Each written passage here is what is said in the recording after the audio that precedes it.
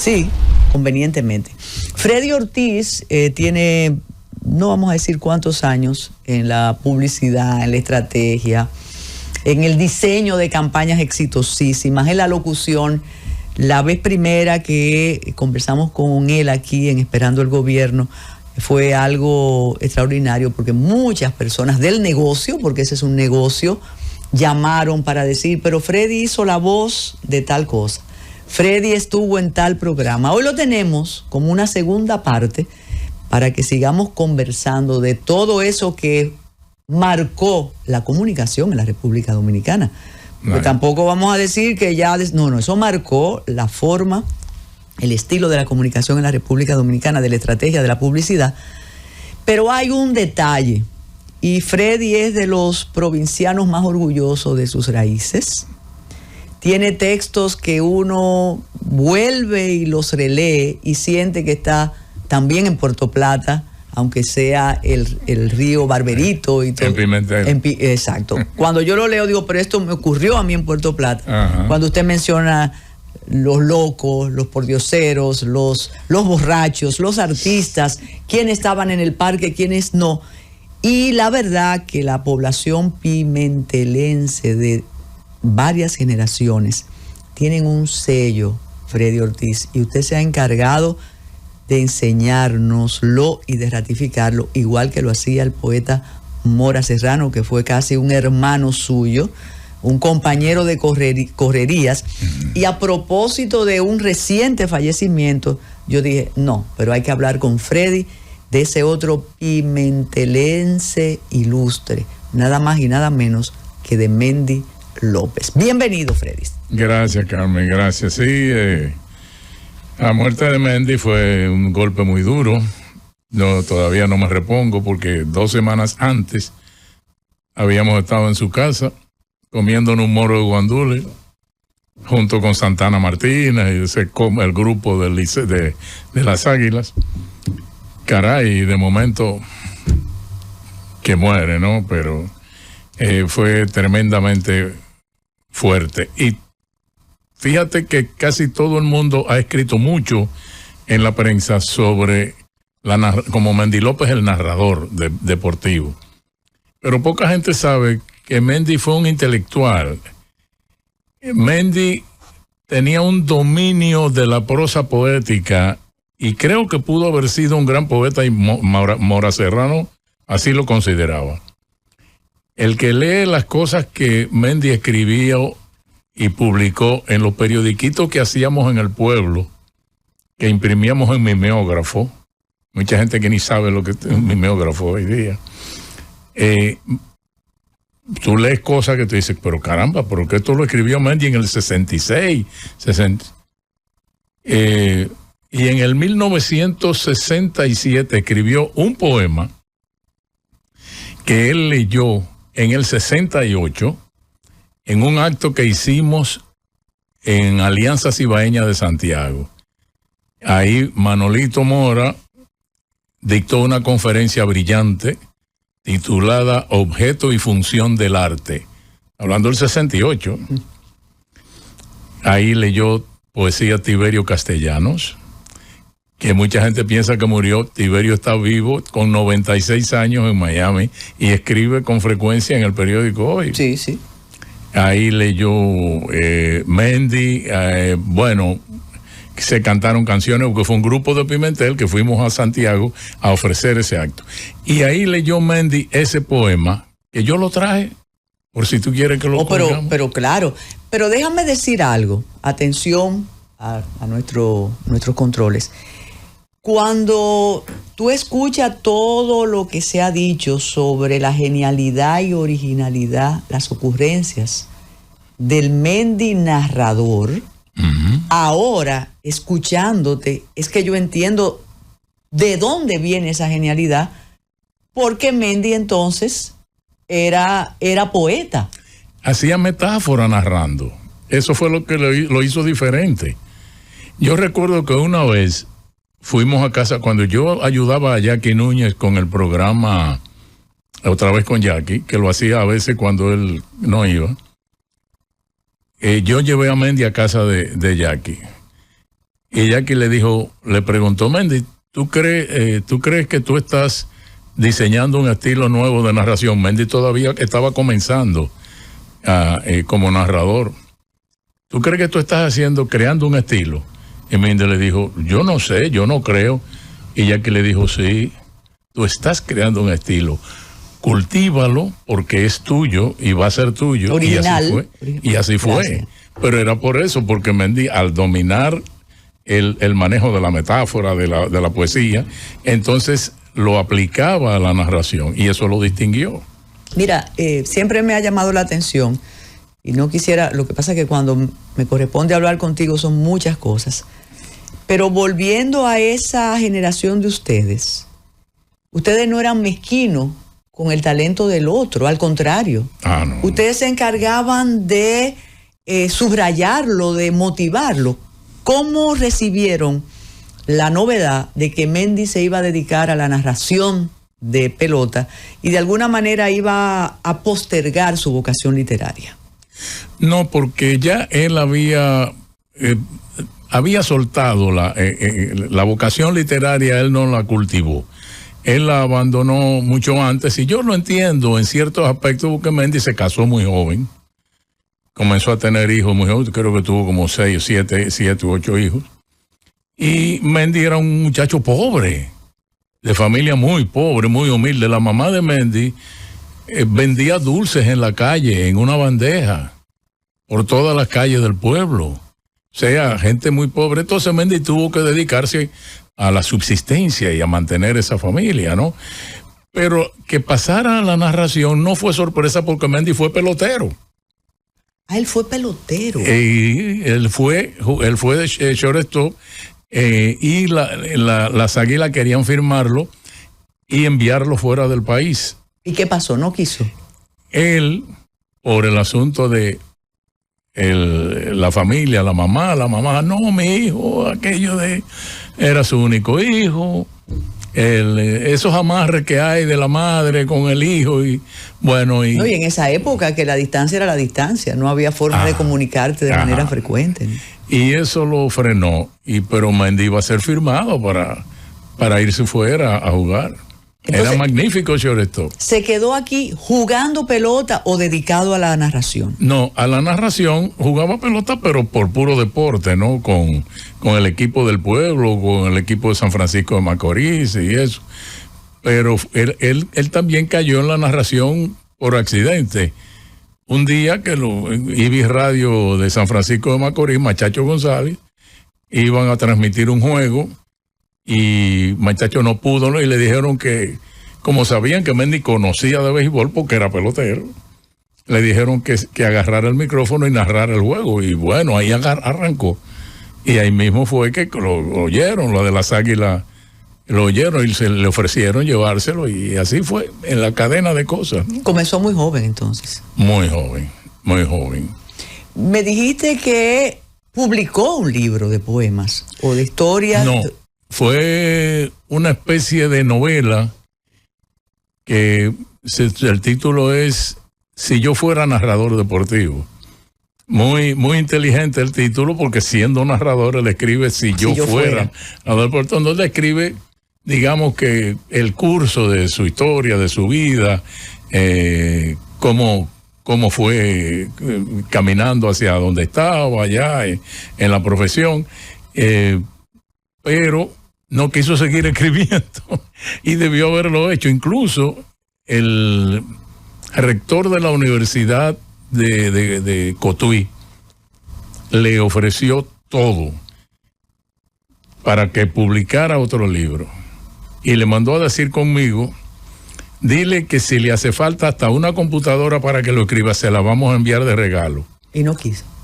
Sí, pero que bueno, no. Vamos a escuchar la voz de Mendy López. No es la voz de él. Mendy, es un poema de Mendy. Ese poema de él que yo grabé, pero para consumo del grupo de amigos de Pimentelenses. O sea, es en tu voz. Exacto. Pero el poema es de Mendy. Ese lo escribió él, y él lo dijo. Por la única vez que lo declamó en público fue en ese acto en Santiago, en el 1968, para que tú veas ya en ese tiempo cómo él manejaba la poesía. Vamos a escucharlo, nos quedamos aquí mismo. Adelante, control.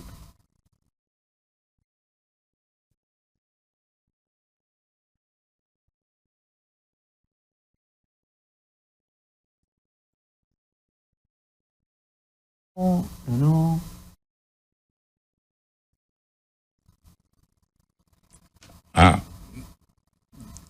Dice que no arranca. Que no arranca. Pues sí, seguimos nosotros. Volviendo a Mendy, a su vocación como narrador y a lo que representa para Pimentel toda esa generación. Cuando dices que antes de morir, ustedes compartieron un almuerzo, una comida. Esa peña de ustedes, eterna, porque duró desde la juventud de ustedes hasta estos días, siempre mezcla la gastronomía con la literatura. Eso sí. ¿Por qué? ¿Por qué viene eso? Bueno, porque yo creo que todos los grupos mezclan la gastronomía con la... Más lo etílico que la comida, pero ustedes hacen... No, si supiera que Mendy hacía mucho que no tomaba. Por eso le digo que ustedes más gastronomía que lo etílico, con excepciones válidas e históricas. Sí, sí, eso era así. Y Mendy y yo hablábamos por lo menos 3 veces a la semana por teléfono y analizábamos cosas y que tú dijiste esto, pasó esto, oí esto, ¿qué tú crees? Ese tipo de cosas. Eran cocineros ustedes. Manuel Mora Serrano también mezclaba la gastronomía con la literatura. No, pero en el grupo ninguno era cocinero. No éramos cocineros, no. Freddy, yo quisiera que nos avisan cuando tengan listo el poema. Y mira que lo preparamos con tiempo. Mira, los cables fallan. Sí. Decía don Julio Jacín aquí que lo que han cambiado son los personajes que hacen la comunicación, pero que él cree que la comunicación seguirá siendo como ha sido siempre aquí. Tú has permanecido y tienes tu programa en AME Televisión, escribes semanal. La semanal es otra cosa, escribes cada semana. ¿Tú sientes que el espacio te lo pueden quitar o ocupando el espacio validas a una generación? No sé, de verdad que no lo he analizado así. El asunto es que estás y no te sacan. Sí, está, y no es precisamente porque económicamente sea interesante para el canal ni para mí, porque yo ni me dedico a venderlo, ni el canal lo vende, ni bueno, pero yo lo hago por el ejercicio, porque creo que puedo aportar algunas cosas, que hago equilibrio, o sea que no ando tendenciado esos compromisos que la gente cree que no se le notan, pero sí, se le nota al que tiene ya su compromiso. Y como yo no tengo compromiso, pues yo puedo, igual que en mi columna del listín, en el Salto de la Pulga, puedo quitar aquí, poner aquí y equilibrar justamente. Parece que podemos oírte ya con el poema de Mendy López. Adelante.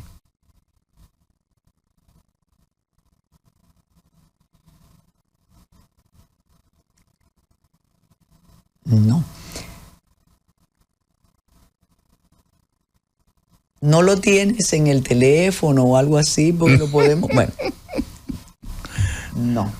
Mira, yo creo que lo tengo en el teléfono. Eso podemos ponerlo ahí, no hay problema. Bueno, sí, vamos a hacer una pausa y regresamos con don Freddy Ortiz. Tenemos a Freddy Ortiz declamando un poema nada más y nada menos que de don Mendy López. Adelante, Freddy.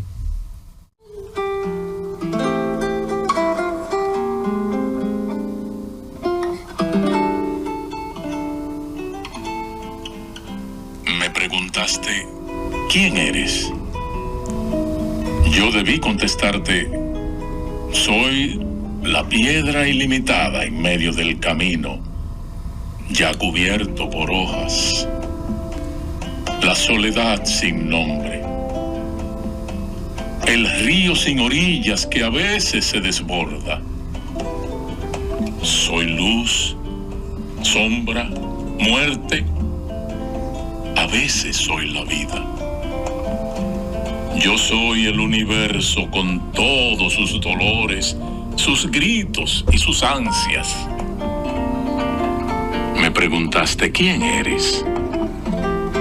Yo debí contestarte, soy un niño avejentado que camina añorando sus terribles arrugas.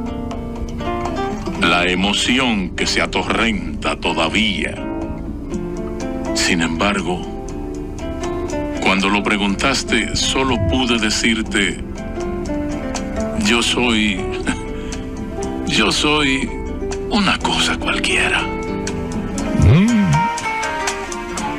Bueno, no nos podíamos perder de eso. Una cosa cualquiera.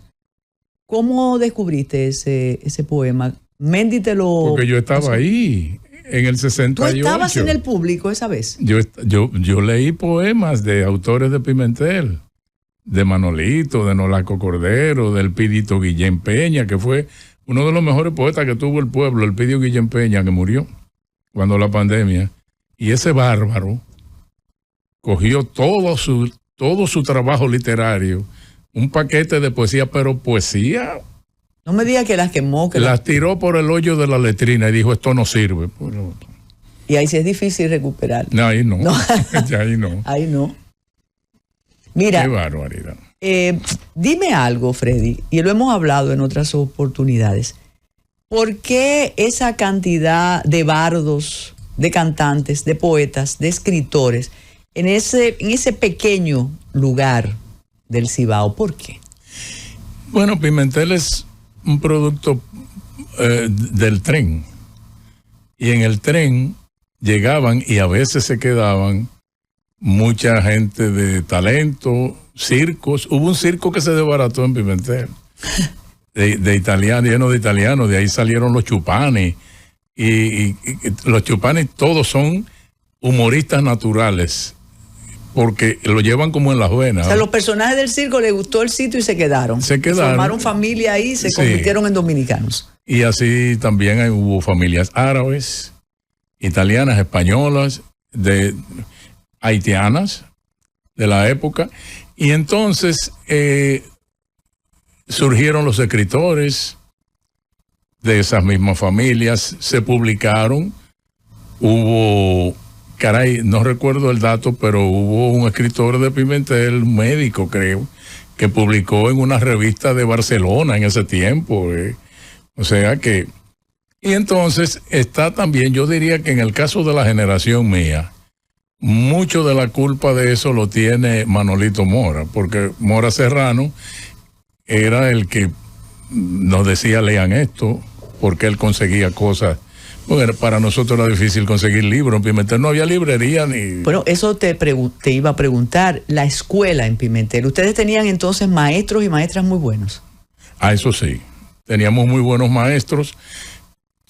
No teníamos un liceo secundario oficial. Teníamos que estudiar libres para examinarnos en San Francisco de Macorís. ¿Estudiaban en la casa, con un monitor, con No, eso era... instructor, no, ustedes solos. Solos. Entonces se iban a examinar a Santiago. A San Francisco. A San Francisco. Era así la cosa. Y siempre se menciona Mora Serrano. La verdad que el trabajo cultural de Manuel Mora Serrano es una cosa todavía comentada durante mucho tiempo. Entonces él llevaba a los muchachos, lean esto, discutamos. Él hacía reuniones de grupos de los interesados y ponía a todo el mundo a escribir. Hacía que hubiera competencia entre uno y otro de poesía. ¿Qué tú escribiste? El producto, esos productos de Mendy de la época fueron gracias a la influencia de Manolito, a esos incentivos que él hacía de competencia, de escribir. Y además Manolito tenía... Este fin de semana llevo a Pimentel a Freddy Gatón Arce. Nos vamos a reunir en el patio de casa con él el día entero, un cocinado, unos tragos, y a oír a Freddy Gatón Arce hablar de su poesía, de la crítica. O este fin de semana llevo a Antonio Zaglul, Antoñito, que era... pero imagínate. O Ramón Francisco. Y así por el estilo, y todo eso incentivaba, ayudaba. Y Manolito tuvo la culpa en gran parte de ese boom de la... Qué buena culpa, ¿no? De buena culpa, sí. Afortunadamente. Freddy, un oyente dice, ¿ese es Freddy Ortiz, el mismo? Le dije, sí. Y dice que cuando te escuchó, porque todo el mundo no te ve en el programa, quizás todos no te pueden leer, a pesar de las redes de la difusión, y es importante porque has sido voz comercial. Sí. De muchos productos. Todavía. Exacto. Entonces, el oído graba y relaciona voz con momentos, con productos. ¿Cómo entras al mundo de la locución y luego de la publicidad? En la locución fue también por accidente. Yo trabajaba como mecanógrafo en la Dominican Motors Company. Eso fue después del derrocamiento de Bosch. 63 entonces. 63, sí, después del derrocamiento, sí. Porque yo primero había trabajado con un grupo en el gobierno de Bosch, y el muchachito, yo tenía 16 años, que fue a hacer el inventario de la armería de San Cristóbal para pasar a la Corporación de Fomento. El Bosch quería pasar eso a Fomento y fuimos a hacer el inventario allá. ¿Quién te captó? ¿Quién te reclutó? Eso fue un grupo que mi mamá me llamó porque yo estaba en Pimentel. Mira, hay una oportunidad que tú quieres venir ya. Y bueno, y ahí yo arranqué para Capital. Pues ella se enteró de que ese grupo se estaba formando para hacer ese trabajo. Y ella quería sacarme de allá, que ya no tenía nada que buscar allá. Entonces, bueno, estoy en la Dominican Motors, pero resulta que ahí trabajaba una señora que era nada menos que la esposa de Vinicio Echavarría, el ingeniero Vinicio Echavarría, de los fundadores del 14 de junio. Claro. Compositor del himno. Coautor del himno del 14 de junio, que tenía un programa que se llamaba El Comentario Independiente, en Onda Musical. Y me dice doña Dulce, óyeme, tú tienes una voz como de locutor, ¿te gustaría trabajar en radio? Digo, claro que sí. Y habló entonces con Vinicio y me fui con Vinicio a trabajar, pero gratuitamente, ¿no? No había retribución, porque Vinicio no tenía ni anuncio, el pobre. Imagínate. Y en esa época, claro. El gobierno de Donald Rey. Y un comentario independiente, imagínate tú. No, el primer día que voy a leer, me pusieron a leer noticias. Y cuando terminamos el programa, abajo nos estaban esperando los cacos blancos. Claro. Nos agarraron a todos, ¿verdad? Esa historia hay que recordarla mucho, porque ahora es muy fácil todo, ¿no? Sí. Y así fue que arranqué. Después ahí yo iba... entonces ahí fue que me oyó Radamés Aracena, que estaba... Pionero. Estaba organizando lo que sería Radio Guarachita, que todavía no había salido al aire. Y entonces me dijo, ¿quieres venir a trabajar? Y digo, sí, claro, ven para acá. Y ahí comenzamos el entrenamiento, porque hubo un entrenamiento previo de varios meses para poder trabajar en Radio Guarachita, que era una cosa diferente a todo lo que se había hecho. Con su antena polidireccional. Sí, tú sabes que todas las estaciones claro, son pero eso se vendió así. Pero nadie lo decía. Y fíjate que lo repetimos a esta altura. Entonces te hiciste ya parte de ese proyecto. Sí, ahí ya arranqué formalmente viviendo de eso. Mira, dijiste, es importante ahora que hay una exaltación de la juventud de algunos.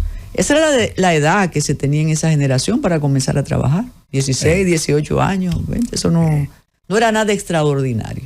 Claro, con un bachillerato que te permitía tener dicción, tener ortografía, sintaxis, saber sumar, restar y multiplicar. No, y también ya el otro plus, como dicen ahora, que era el asunto de la literatura, la enseñanza de Mora Serrano, los grupos literarios, la poesía, los periódicos que escribía, porque hacíamos un periódico y yo escribía en ese periódico y mecanografiaba.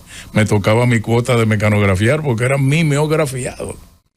¿Con 2 dedos o con o todo lo? No, ya bueno. todo, porque yo me hice mecanógrafo corresponsal graduado en una escuela allá en Pimentel. Y taquígrafo también. No taquígrafo. Eso era muy difícil. Mecanógrafo. Pero no perdiste el contacto nunca con Pimentel. No, nunca. Yo siempre seguí yendo. Había un grupo de muchachos jóvenes también que no eran de ese, del área literaria, que también yo me integré y hacíamos fiestas recaudatorias y muy interesante, pero ya poco a poco, tú sabes, los compromisos fueron extrayendo a uno de la rutina y se me hizo difícil ya volver al pueblo, ¿no? Hay un trayecto de Radio Guarachita hasta Yaqui. Ahí hay muchos trabajos. ¿Cómo te metes ya en el negocio de la creatividad, de la publicidad y de ser la voz de muchos productos y seguir siendo la voz de muchos productos? Tú sabes que trabajar en Radio Guarachita obligaba a no grabar anuncios fuera de Radio Guarachita. O sea, ¿había algo de exclusividad? Exclusividad. O sea, Radamés no permitía que sus locutores grabaran anuncios fuera de la emisora. Bueno, pero a Ramoncito Díaz, ¿te acuerdas de Ramoncito Díaz? Perfectamente. Que era director creativo de la agencia de Brinio Díaz en ese tiempo, le gustaba muchísimo mi voz. Y me llama y me dice... La agencia estaba en la Pasteur, por ahí, Pasteur. No, esa estaba en el Conde. Bueno, al principio. La de Brinio, sí. La de Ramoncito. Y yo le dije, mira, no, yo no puedo grabar. Me dice, no, yo quiero que tú me grabes un anuncio. Yo recuerdo que era de refrigeración dominicana. Y esa fue la que dijo el señor. No lo dudes. Sí. De verdad. Sí. Bueno, y yo dije, no se puede. Radamés a la escena, ¿cómo que no? Y llamó a Radamés. Mira, yo necesito autorización para que Freddy grabe. Te voy a poner el anuncio en la emisora, pero tiene que permitirme que él grabe. Y así fue que comencé a grabar comerciales de radio y televisión. Incluso el primer documental que grabé con Ramoncito, que fue para cuando se estaba recaudando para la presa de construir la presa de Tavera. Imagínate, estamos muy allá, porque Ramoncito fue el hombre de Don Chencho. Ese mismo. Exacto. Excelente, Ramoncito era tremendo, creativo, muy bueno. Compositor de merengues también. Y de boleros.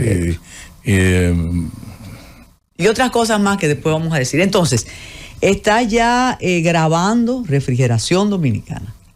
Y otras más. A partir de ahí ya te llovían las ofertas, ¿no? Sí.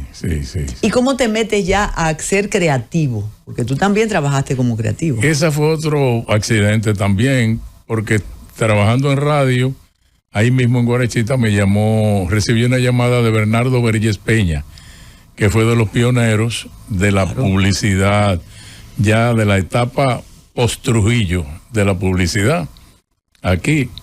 Y me dijo, pues... A mí me gusta cómo tú elaboras la comunicación. Yo quiero hablar contigo porque tú como que tienes talento creativo. Pues yo no tenía conocimiento de publicidad, de nada. Había leído un solo libro que Radamés Aracena tenía en el estudio de grabación, tirado ahí, y un día me puse a leerlo. Entonces me citó, me ofreció la exorbitante suma de 80 pesos mensuales. Pero imagínate. Porque la pregunta era si podías vivir de eso, pero ahora con 80 pesos era una maravilla. Unido a los 115 que me pagaba la emisora, ya yo era un hombre rico. Y entonces ahí fue que conocí al que fue mi gran maestro, que fue Efraín Castillo. Premio Nacional de Literatura. Que mañana es la Mira entrega. La casualidad. Y adivina quién va a leer la semblanza en ese acto. Freddy Ortiz. Tú ves que nosotros aquí en Esperando el Gobierno estamos al tanto. Mira, entonces ahí conoces a Efraín, un monstruo de la creación, de la publicidad de la época, ¿no? Efraín en ese tiempo se gastaba medio sueldo comprando libros. Era de los pocos que estaba al día en asuntos de publicidad, de mercadeo, y él me abre su conocimiento, me abre su biblioteca, me lleva a su apartamento, vivía en la calle Sánchez en ese tiempo. Y ahí yo conozco libros, autores como Ernest Dixter, Psicología del Consumidor, y esa serie de cosas que yo... Y entonces ahí es que comienzo... Te formas de manera autodidacta tú. Oh, sí. Así mismo. Con más conocimiento que cualquiera. Bueno, pero después tuve otro gran maestro en Puerto Rico, que fue después cuando me contrataron en Puerto Rico. Pues yo duré casi 4 años trabajando en una agencia en Puerto Rico.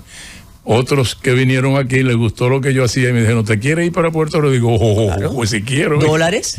Dólares. Uh-huh. Y entonces ese fue un peruano llamado Alberto Guachet, tipo brillante. Ese también fue de los maestros que abren sus puertas, que tú sabes que no siempre ocurre eso. ¿Cómo se puede hacer publicidad en un medio que no conoces, como Puerto Rico? ¿Cómo tú entendías lo que quería escuchar para comprar el público puertorriqueño? No era tan difícil, porque acuérdate que Puerto Rico desde hacía ya mucho tiempo no era necesariamente el tipo de público, como decir aquí el campesino de ese tiempo, de la época, que tú le hacías anuncios hablando con la I. O sea, tú no tenías que hablar en jíbaro allá en Puerto Rico. No, ya en Puerto Rico en ese tiempo había una especie de... La transculturización había funcionado mucho y la gente tenía como un encuadre tipo norteamericano, de tipo, estilo de vida muy copiado. De consumo. Claro. Y entonces no fue tan difícil, claro, eso sí. Yo había pedido como condición para irme que me permitieran estudiar en la universidad, porque aquí no se estudiaba publicidad y yo nunca estudié publicidad. Entonces ellos me permitieron inscribirme en la UPI, la Universidad de Puerto Rico, uh-huh. Y ahí estudié publicidad y mercadeo. Pero ya era otra dimensión. Ya era otra dimensión. Y más en la UPI. Claro, entonces ya ahí, claro, había que hacerlo, porque si no, por más que uno fuera de que hábil para escribir cosas, si no tenías la técnica, no ibas a poder avanzar en ese medio. ¿Recuerdas alguna publicidad para el público puertorriqueño? Yo hice muchas cosas. Trabajé para Cerveza India. Esa es una marca Puerto Rico. Sí. Para el Banco Popular. Otra marca. Don Q. No. Ron, de los rones, nosotros hacíamos, pero ahí yo no escribí para ese. Winston. Palo Viejo. Ron Palo Viejo. Ginebra Calvert. Hubo muchas cosas. El Ombudsman en ese tiempo, que era lo que es el defensor del pueblo. Pero yo trabajé para muchas cosas, whisky, Pampers, ese era la marca, ese era un trabajito pesado porque era el anunciante más grande del mundo, Procter & Gamble. Claro. Y exigente, que eso no tiene nombre. Entonces ahí o tenías escuela o para afuera. Acuérdate, Puerto Rico es nuestro orgullo y Winston nuestro cigarrillo. Sí. Ya eso no se podría decir ahora, tú sabes. Entonces, regresas a tu país por alguna oferta. Sí, claro, me ofrecieron para ser socio, instalar una agencia aquí y ser socio. Y así es que yo regreso, que por cierto, los dueños de la agencia en Puerto Rico se sorprendieron porque yo había llegado. ¿Sabes? Se trabajaba por duplas. O sea, tú tenías un grupo de creativos que se encargaba de esto, otro que se encargaba de lo otro. Y yo llegué a la dupla número 5 de la agencia y en un año ya yo estaba en la número 2. O sea, después del jefe.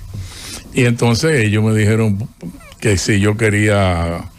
Si era un problema de salario, que quería más dinero, que me iban a facilitar un carro deportivo que a mí me gustaba en ese tiempo. Un deportivo. Digo, no. Es que me voy como a la canción de ustedes. Yo me voy para Puerto Rico vendiendo vasos en color. ¿Qué color? le expliqué de qué se trataba. Digo que es mi tierra y hay una oportunidad de yo. Muy buena. Y sí, y así fue que. Mira, tenemos que hacer una pausa, pero hay una persona que nos está escuchando muy especial que se llama don René Alfonso. Ajá, mi amigo, gran voz. La voz que dice que su madre era de Pimentel también. Hacemos la pausa, Fariñas. Recuerdo muchos testimonios, épocas importantes y un publicista, un estratega de comunicación, una voz comercial y política también, pasa por distintas administraciones, por distintos gobiernos. ¿Cómo le fue a Freddy Ortiz?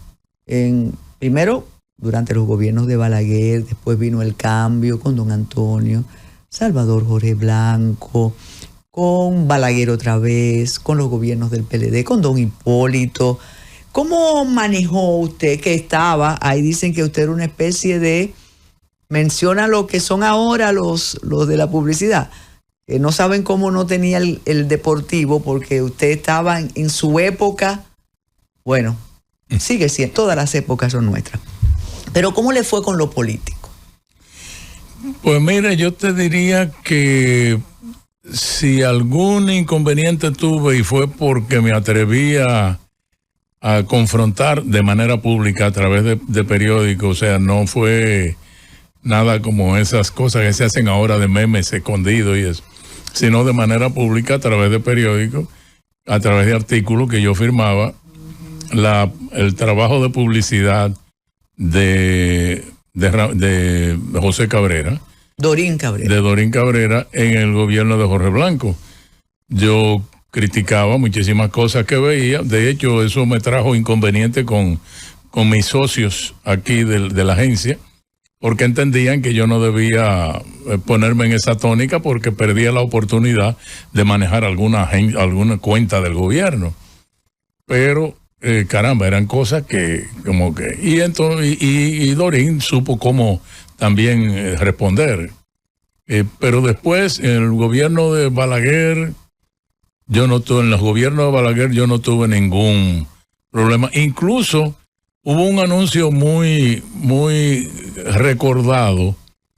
Yo hice una campaña para una de esas reelecciones de Balaguer, que era con un personaje parecido al Don Chencho de Ramosito, que decía, porque ahora sí no hay ñe, con Balaguer los cuartos se ven.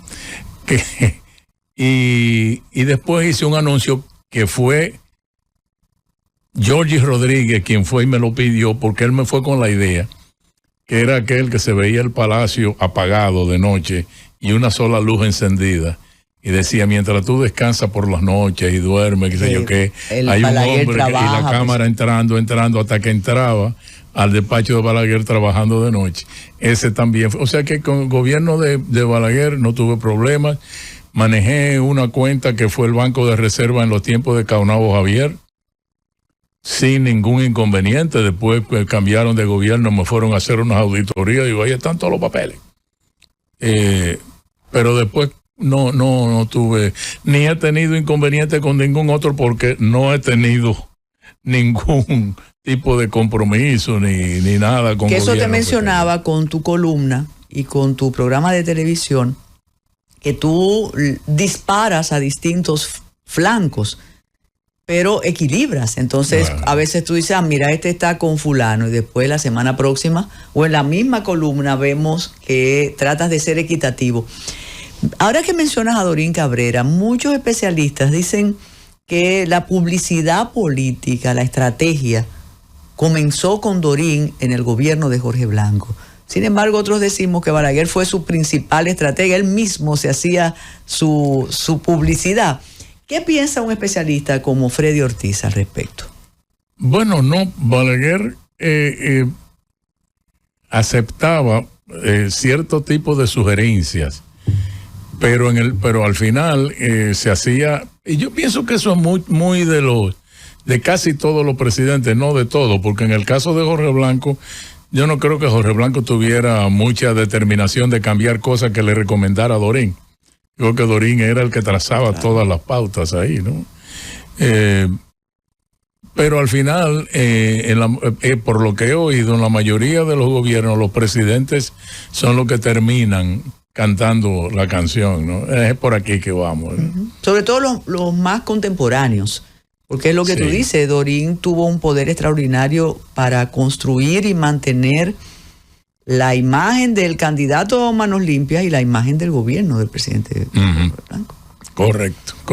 Y creó aquello de la publicidad oficial y demás. Sí, no. Fue una novedad.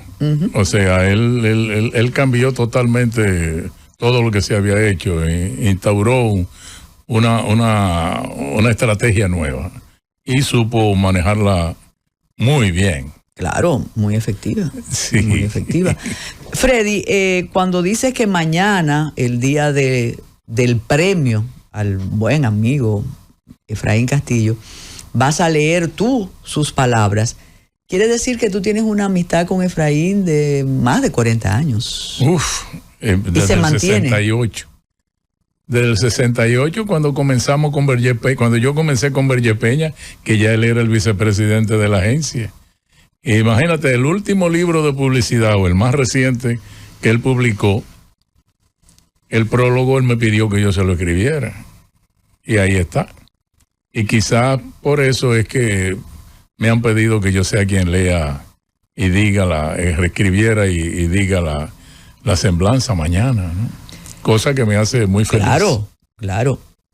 Vamos a llegar a Jackie Núñez. ¿Cómo te integras al proyecto de Jackie Núñez de Risco? Que fue uno de los proyectos, parte de la historia de la televisión dominicana y de la publicidad.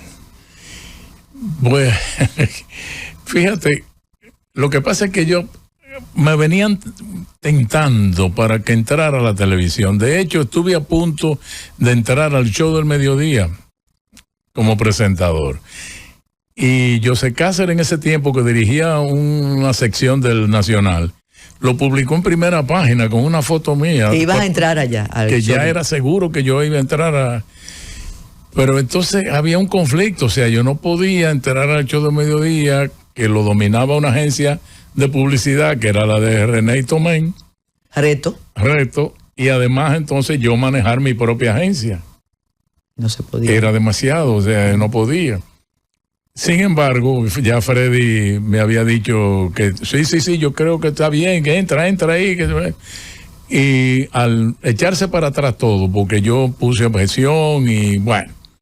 Pero sin embargo, Jackie se quedó con la idea de que de alguna manera yo participara en televisión, y ahí fue que comenzó a invitarme para trabajar de vez en cuando en el programa de noche. Se llamaba De Noche, que era en Colorvisión a las 8 de la noche, creo que era. Que él hacía con Freddy y con Socorro Castellanos. Muy visto ese programa. Sí, Jorge Tavera con su grupo, muy bueno. Y ahí él comenzó, y de momento entonces comenzó a soltarme el programa, que por cierto, ahí recuerdo, nunca se me olvida un día que ahí se me apretó el pecho porque llego al canal para hacer el programa, porque él no iba ese día. Me llamaron, corre, que Jackie no va. Y cuando llego allá, digo, ¿cuáles son los temas de hoy? No, usted lo diga. No, ¿qué? A improvisar de golpe. Óyeme, eso fue, digo, pues será de maldad que me lo hizo a que yo sacara de abajo. Y lo hiciste muy bien. Sí, lo hicimos. Yo no sé cómo quedó, pero salió, ¿eh? Y bueno, de ahí también entonces vino que él me pidiera de vez en cuando que le hiciera otra vez con Jackie, cuando él no iba. O a veces él iba y lo hacíamos los dos. Pero siempre fue yo nunca pensé en quedarme en televisión. Y yo recuerdo que después, mucho tiempo después, él me invitó a cenar en el Reina de España, que en paz descanse. Tan buen restaurante. Sí, bueno. Y me dijo, concho, Freddy, tú debes haber seguido en televisión, porque hubiera sido un gran presentador. Que digo, ay, Jackie, no, olvídate de eso. Esa no era mi línea, no. Freddy, escuchándote hablar, podría parecer ficción que tú hicieras el personaje de un campesino. Mire, yo porque, bueno, uno ha vivido en estos medios durante muchos años y dije, lo voy a dejar para último porque sé que tantas personas que están encomiando tu forma de hablar, tu forma de comportarte, tu dicción, tu timbre, no van a creer que tú hiciste un campesino y que las personas pensaban que era un auténtico campesino. Sí. ¿A quién se le ocurrió eso? A mí, no. Porque yo fui en los años 90, no recuerdo cuál específicamente, Manuel Pimentel me pidió que le reestructurara a Radio 1000 Estereofónica. Y fuimos a Miami, compramos equipo, compramos música y todo. Y yo creé entonces un matutino que se llamaba Matutino 103, donde estaba Manny, claro, Espinal, Julito Ibarra Ríos, claro. Que yo le decía Juletro. Se me ocurrió entonces. ¿Usted está viendo quiénes componían los equipos? ¿Perdón? Usted oye quiénes componían los equipos. Sí, eso era extraordinario. Eso era Grandes Ligas. Sí. Y entonces se me ocurrió crear eso de la llamada de Don Pancho. Aquello era... Que sí, era peligroso porque Don Pancho era... Un atrevido. Un atrevido. Y yo creo que Don Pancho a Julito... Ay, Dios mío, Julio, un hombre tan respetado como Julio Ibarra. ¡Julitro! Pero la ventaja de... Una de las virtudes de Julio Ibarra Ríos, el magistrado, el fiscal del pueblo, el juez de la Suprema, es que tenía humor. Sí. Era un tipo que tú podías decir lo que fuera. Y creo que ese personaje era vital para ese programa, Freddy. Pero tú sabes que el asunto del manejo de voz como personaje campesino venía de lejos, porque desde hacía muchos años yo grababa con Julio César Matías. ¿Con Pololo? Con Pololo, anuncios, haciendo voces campesinas los dos. Inclusive unos viejos que yo recuerdo de John Laúd. John Laúd. Sí.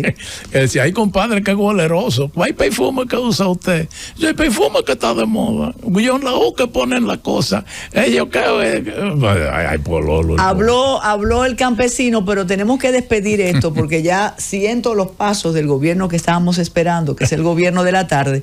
Pero usted tiene que hacer algo de Don Pancho porque muchas personas van a evocar ese personaje. Y no van a imaginar que era este caballero que lo hacía. Juletro, buenos días. Me dijeron que tú estabas bebiendo anoche. Dice Julito, decía, bebiendo yo no tomo. Bueno, pues sería alguien que se estaba parecido a usted imitándolo, pero no se me disfrace, porque lo están descubriendo. Acuérdese que lo acechan y le van a sacar el expediente. Vale. Muchísimas gracias, Freddy Ortiz. Y el homenaje a Mendy López, de Pimentelense a Pimentelense. Y quédese con el equipo extraordinario que nos sigue hasta las 7 de la noche. Hasta mañana.